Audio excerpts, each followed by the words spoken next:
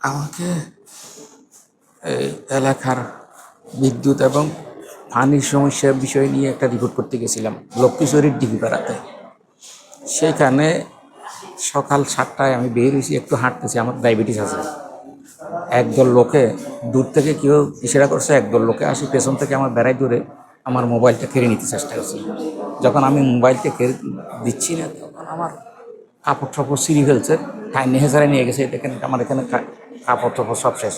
তারপরে এক দোকানে নিয়ে, টিপুর দোকান বলে, এর ওখানে নিয়ে আমাকে বৃদ্ধ বেদম প্রহার করছে। তুমি কোন কাবিলের সাংবাদিক হইলে? কেউ কিছু করো না, তুমি কেন এগুলো নিয়ে এত মাথা বার করতে করো? আমি এলাকায় কিছু প্রতিষ্ঠানিক কাজ করছি, কিছু রাস্তাঘাটের কাজ করছি, আমি একটা মাদ্রাসাও দিছি ওখানে।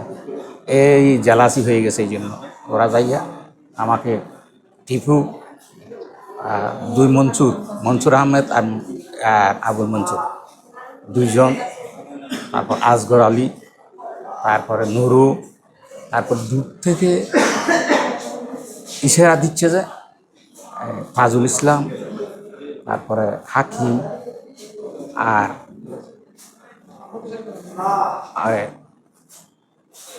এর নাম কি, না আরেকজনের নাম আছে, এই হাকিম, আজমে নেতৃত্ব দিচ্ছে এগুলো। এই এরপরে 10-15 জন আসি, যে যা ইচ্ছে তা আমাকে মারধর করছে। একটা ফুটির সাথে দোকানের বেঁধে রাখছে গেছে। আর একজন লোক আসি বলতো যে কী হয়েছে, ওই কি চুরি করছে, ডাকাতি করছে, একজন বয়স্ক লোক, আমরা এটা করতো। এর সাথে খুব বাড়াবাড়ি করছে। সে আমাদের অন্যান্য লোকেরা যখন আসছে, তখন ওখান থেকে বানকুলি দিয়েছে। আমি দেখা যায় আর্মি ক্যাম্পের কাছে গেছি, কাছাকাছি বাইন্ডাসোলা আর্মি ক্যাম্প। ওখানে যাওয়ার পর ওরা বলছে যে আপনি যে অবস্থায়, এই অবস্থায় আপনি তাড়াতাড়ি হাসপাতালে যান। আমি লক্ষ্মীশ্বরী হাসপাতালে গেছি, এখানে অবস্থা খারাপ দেখছে, ওরা সেখানে রেফার করছে। আর 999 ফোন করে থানাকে জানাই রাখছি। থানা কিছুক্ষণ আগে আমাকে ফোন দিছে, কী অবস্থা হয়েছে না হয়েছে, না আমি তো কথা বলতে পারছি। আর্সেনিক যুক্ত পানি সমস্যা আর ওই এলাকায় বিদ্যুৎ সমস্যা নিয়ে, যে মানে এই এলাকায় মানুষের বিদ্যুৎ নাই বেশিরভাগ ঘরে, তো এটা নিয়ে একটা রিপোর্ট করতে গেছিলেন ওইখানে ব্রিগেডিয়ারের অনুরোধে।